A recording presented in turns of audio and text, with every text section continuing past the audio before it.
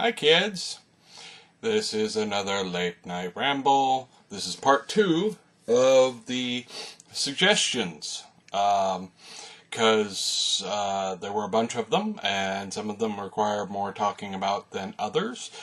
So I split it up into 2 so I didn't end up with like an hour of me rambling about stuff. So this is part 2, and this is all coming from my Google Plus page at this point. I handled the Facebook ones yesterday. Now, I wrapped up the last one with talking about Adam Miller's gaming session frequency and such. I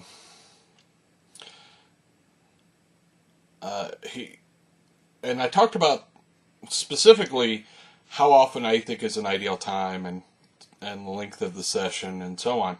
But he did sort of have a twofold question there, so I'm going to talk about the rest of it. Character communication versus time stopping.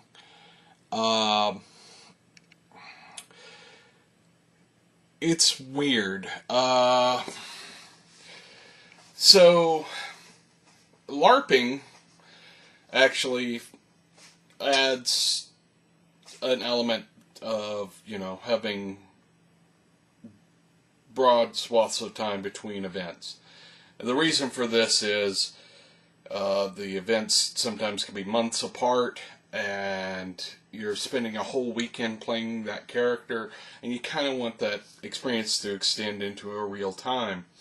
So, people do a lot of communication between events.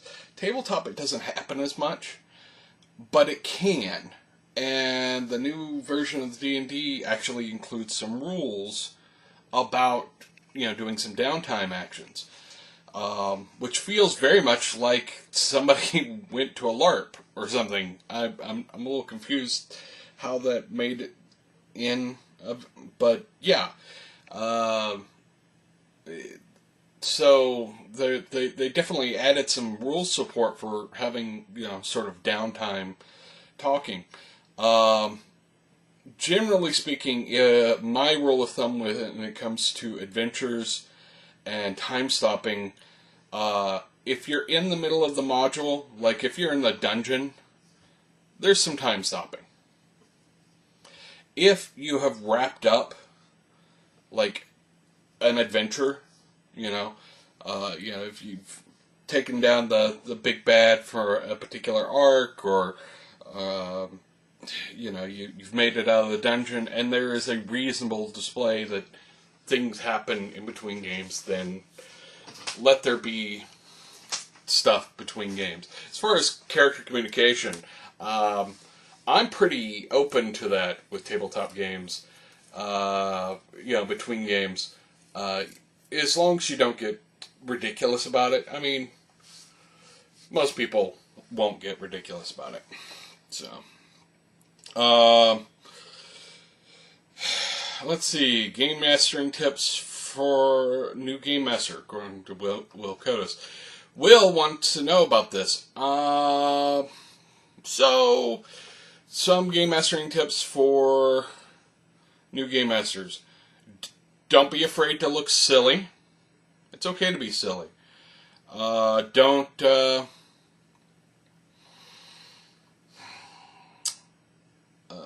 Don't feel like you must learn the rulebook front to back. You need to learn the important rules, and the rest you can wing it.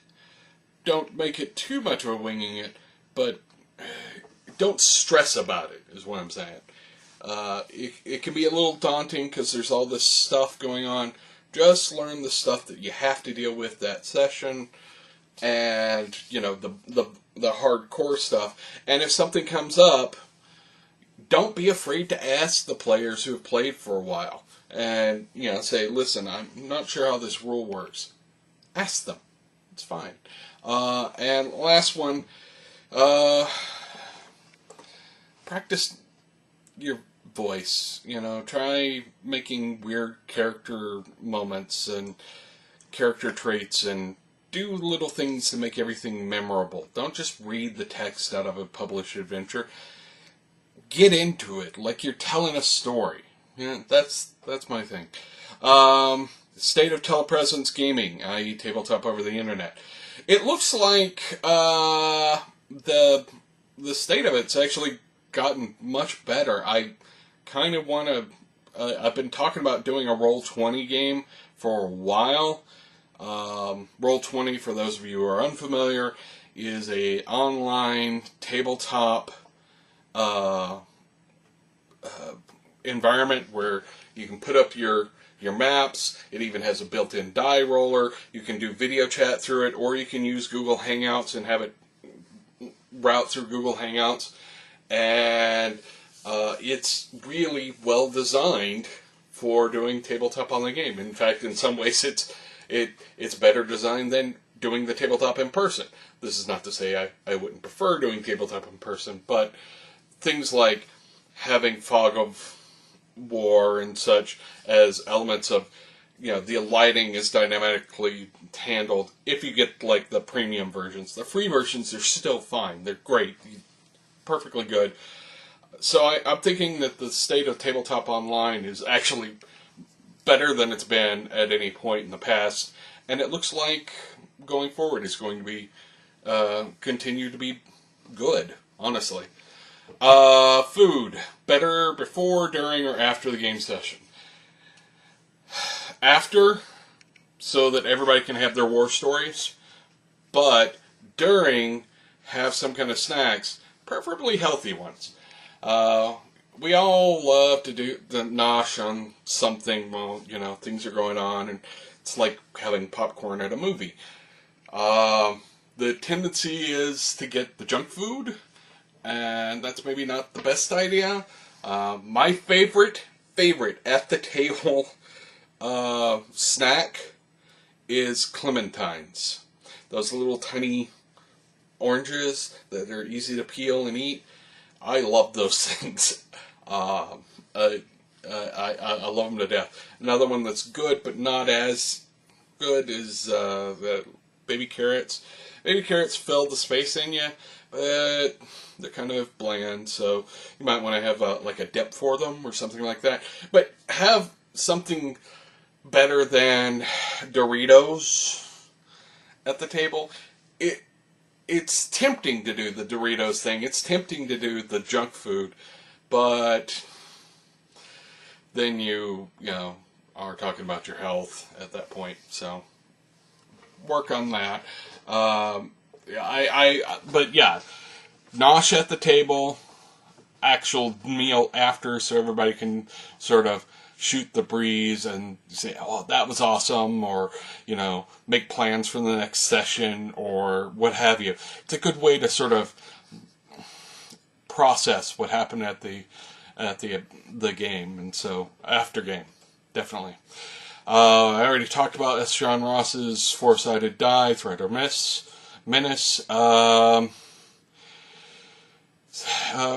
Robbie Tennyson, who also kind of a former roommate and weird dude who I love to death, and I miss seeing, because I don't get to see him anywhere near as often as I used to, him or his wife, who is a lovely lady, and I don't get to see enough of her or their kid or anybody. Yeah, honestly, I don't get to see anyone. I don't have a social life. Because, yeah. Anyway, Robbie had a wonderful question. Single character interactions with the GM in a large tabletop group to decrease the influence of metagaming. Would you use notes or different rooms? Honestly, it depends on the situation. Mostly, though, I'm going to go for take somebody into the other room just to give them here's a brief rundown, because I can probably explain it better that way. And if I have to hand something to somebody and they look at it and go, I don't know what this is about, or anything like that, that's kind of weird, and it distracts. Might as well just get them out of the room, explain to them the basics of it, and then you can pass notes after that. So that's my thinking on there. The different people have different views on that. But that's my approach. Tanya Geiger, who is lovely and talented, and just got back in country. She was, off serving, and we all respect the hell out of her for that, and also her amazing artistic talent, and the fact that she's when I show people pictures from events of like people that I LARPed with, invariably there will come a moment where they will see Tanya and go, "Ooh, who's that?" So just to fan the ego a bit. Anyways, Tanya asks, or suggests a few things. Gender swapping in popular comic stories. I already talked a little bit about the new female Thor, but I didn't talk broadly about the fact that they've done this a few times with other characters, with differing results. Often it's done as the one-off sort of joke story. Look, all the male characters are now female, in a sort of one-off way. And that's kind of dumb and insulting, and I don't actually particularly care for those, unless there's something clever about how they're handled. I think, and there are female versions of characters that popped up plenty of times. Was it X-23, which is the female clone of Wolverine? They've got, the Batgirl, Batwoman are classic examples, female version of the classic Batman character.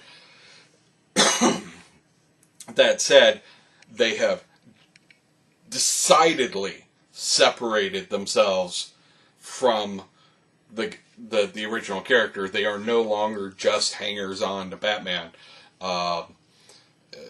Batwoman, in particular, is her own sort of often her own thing. Barbara Gordon may have started out as Batgirl, might have started out as I'm trying to be cool like Batman, but she became her own thing as well. Those characters are an example of, in some ways, of how to do it right, despite the fact that they're named Batgirl or Batwoman, therefore sort of, here's a female version of this character, which the naming is kind of dumb, but they sort of become their own thing, and become a strong and enduring and interesting character over the long run.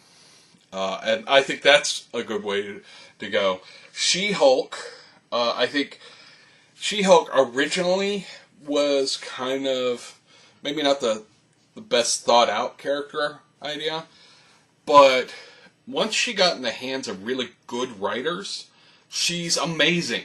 She's a lawyer. She is, almost as tough as her cousin, and, without losing her intellect in the process. So she's really cool, and she can, hang with the biggest of the superheroes, but she also tries to have a normal life and tries to be a lawyer. I mean, I talked about, heroes tend to be a little bit crazy because, they're adrenaline junkies. Here's a character who quite often will just look, yes, I have superpowers, but I'm also a lawyer, and I'm just going to go be a lawyer for a while. And I think that is awesome. It can be done right. My fear whenever they do a female character, like a gender swap or a female version of a character, is always going to be, is this character going to be sort of a one-off and then forgotten or wasted? There are times when it's worked and it's amazing. There are times when it hasn't, and you just kind of go, why? One of my big disappointments, there's a character, Pepper Potts, from the Iron Man franchise. in the comics, got her own armor. And she, for a while there, she sort of had a love-hate relationship with it, because she didn't want to be a weapon. But, you know, he created this armor to be like a rescue, and she took on the name Rescue. And they've really not done anything with it in a long time. It was like, here's a cool setup, here's a cool thing, and we're not going to do anything with it. Okay. That's dumb. That is just so annoying, because they could have done something cool with it and they didn't, and it just sort of petered off and became a blah. So, that's my thoughts on gender swap, as confusing as they are. Science and science fiction, and actually, that's, she came back to that one, actually, because,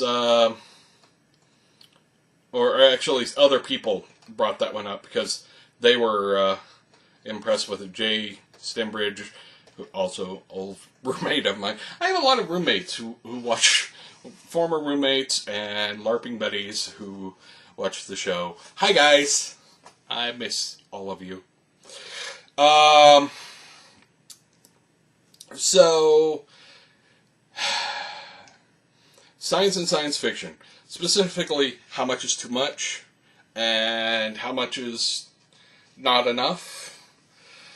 And I'll spin sort of Jay's commentary into that, and George Cavender also brought up sort of science fiction versus hard science fiction. I grew up reading science fiction and going to science fiction conventions. And my grandfather was a scientist. And his favorite kind of science fiction was hard science fiction. He wasn't a big fan of the fantasy stuff. You know, he had a copy of The Hobbit lying around because, well, everybody did. But really, the book that he handed me to make me kind of get interested in science fiction, because he thought I would like it, was Dune. But he liked Asimov and, you know, those guys. And he liked, you know, at the core, this cool science idea that is the core of the trick to the story. Hard science fiction ends up being like that quite often. Classic science fiction in particular is often the science fiction writer has this cool technological idea and then sort of iterates it out. You know, figures out how all the implications of it. Sometimes they're not the best storytellers in the world, but they have such cool ideas. You come back to it and go, "Wow!" You know, Asimov. Let's take Asimov for an example. Asimov himself admitted that he wasn't a terribly good writer, but he was prolific as hell, and what he was good at was taking an idea and just running with it. Psychohistory is an amazing idea. This notion that you can combine mathematics and sociology and psychology to predict the behavior of large groups on large scales to predict future history. Now, there's an actual debate on this subject. Even now, if that's possible. We certainly have seen that behavioral models can be built, algorithms can be designed to predict certain economic trends, for instance, and weather trends and some things. Human behavior is awfully complex, so it would have to be some amazing, super, you know, unknown level of computing to be able to handle the level of data that would need to be existent to make it work. But that's not sort of the point. The point is he came up with this idea and he iterated it out and came up with a whole series of stories about the implications of this. You know, iRobot, a bunch of stories about the 3 laws of robotics and what the iterations of those laws are and how they affect behavior. And that's classic science fiction. And so a lot of people, myself included on occasion, tend to think of the softer science fiction as missing the point because it doesn't have science at the heart of it. Hard SF can be dry. It can even be annoying if you're not an engineer already and you can't already understand all these, physics and chemistry and metallurgy and all of the principles that they sort of assume the reader knows. Let's see. All right. But I think, that being said, you don't have to turn a science fiction story into a textbook to still have it be tied to some sort of grounding in science. You don't have to have the exposition guy to explain how the science works. That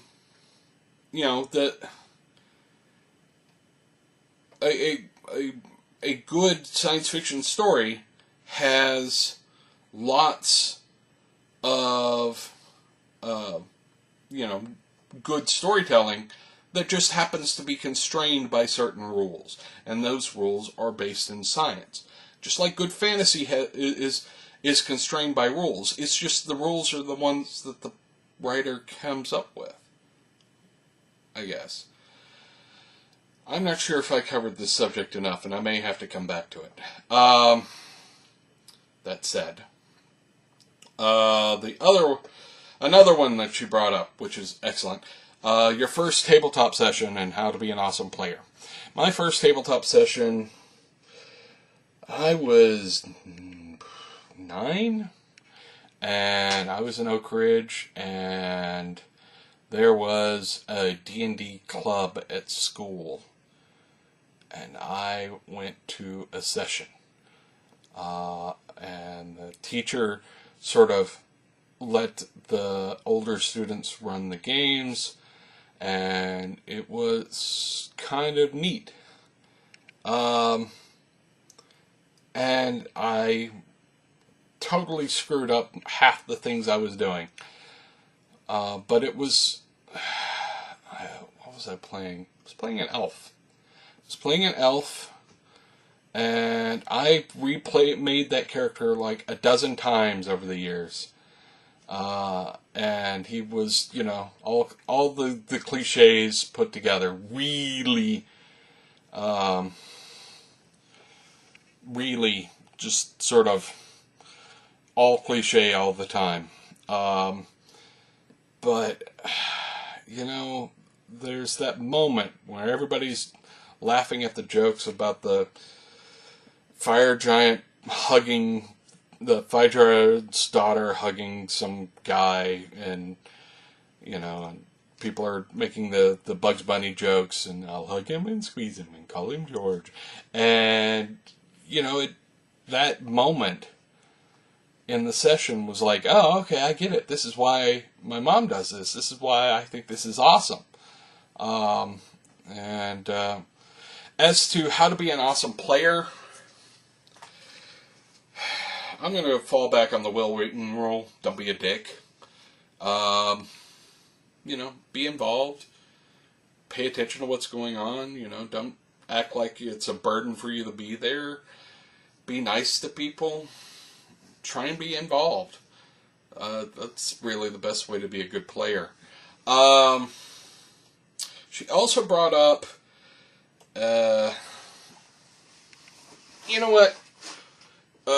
one of these I'm going to move over to a full episode on all by itself, Tanya.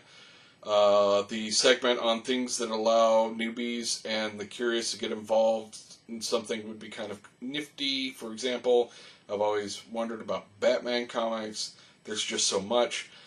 I'm gonna move that one to a whole episode by itself, because It's amazing. There's a lot of places to go there, and I want to.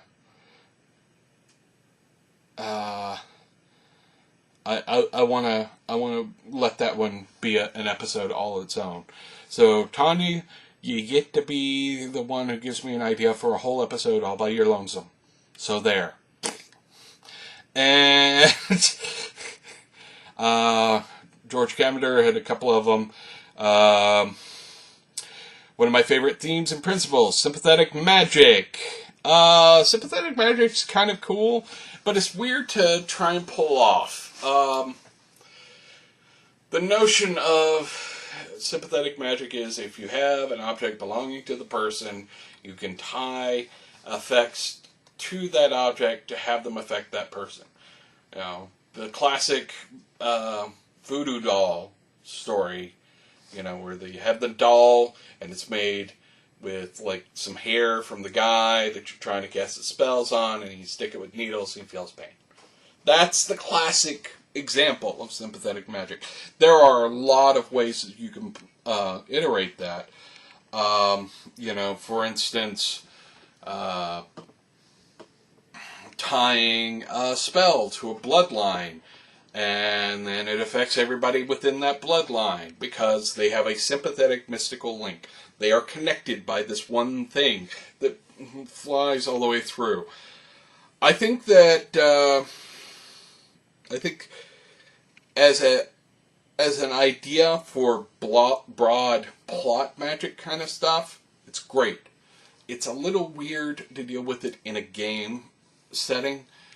Anybody can do this anytime they want. You kind of want to have it like the villain is uber powerful, but if you go and get his stuff from when he was a kid, and you can cast a spell and do this thing, and you don't have to be in the same place as him, and therefore you can beat him that way, that's cool. But having it as here's a D&D spell, voodoo doll, I grab this and I stab the enemy, and no, that doesn't work. I think it is one of the cooler storytelling things because it's great for the science fiction thing that I talked about before of taking a simple idea and iterating it out. Like the Jim Butcher in the Dresden Files did a bit where they did a spell on everybody of a particular bloodline. And it killed all the people of that bloodline. So it killed a bunch of vampires, like a whole race of vampires. And over a few stories, he's dealt with the implications of this. They did a thing in Order to Stick, a curse that was cast against a whole bloodline, and the whole implications of that. It's, how are these different people connected? And it's a thing that happens to be something where you can talk about the iterations of it. How far does sympathetic magic go? In a sort of modern magic sense, I use this every day. Every day. It's connected to me. It's got knowledge about me. It's got, bits of my DNA because it goes against my hair, my skin. It's more connected to me than, say, my shirt. Theoretically, what could a technomage do to me with this? Or does it have to be blood and bile and what have you? What is the effects of different kinds of things that you have of someone, and what kind of magics can you cast? There's a lot of implications to it that I think is cool. So yeah, it's a nifty, and I may return to that one at some point. Alternatively, the importance of realism and verisimilitude in gaming. How much is too much? How much is too much?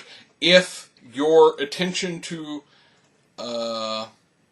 detail becomes so important that it interferes with people's ability to have fun or be awesome. If the game is about people being heroes, and you have to stop and figure out, like, the proper trajectory for that grenade that the guy offhandedly threw at the bad guys while he's shooting the other guy, and let's, add some these other factors here, and, well, it's hazy, so we should add these and this, and once you start piling on all the things that sort of get in the way of the character being awesome, and get in the way of the player getting to have fun, it's too much. GURPS gets a bad rap.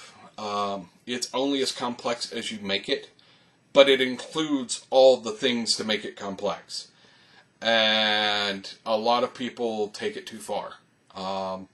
It's not the only one to do that, but too much detail, too much attempt at simulation sort of misses the point of the game.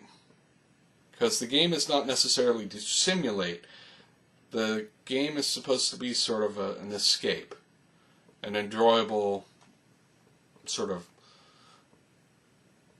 variation on life. If the whole point is to simulate something, then make it more detail-oriented. But, I don't need to know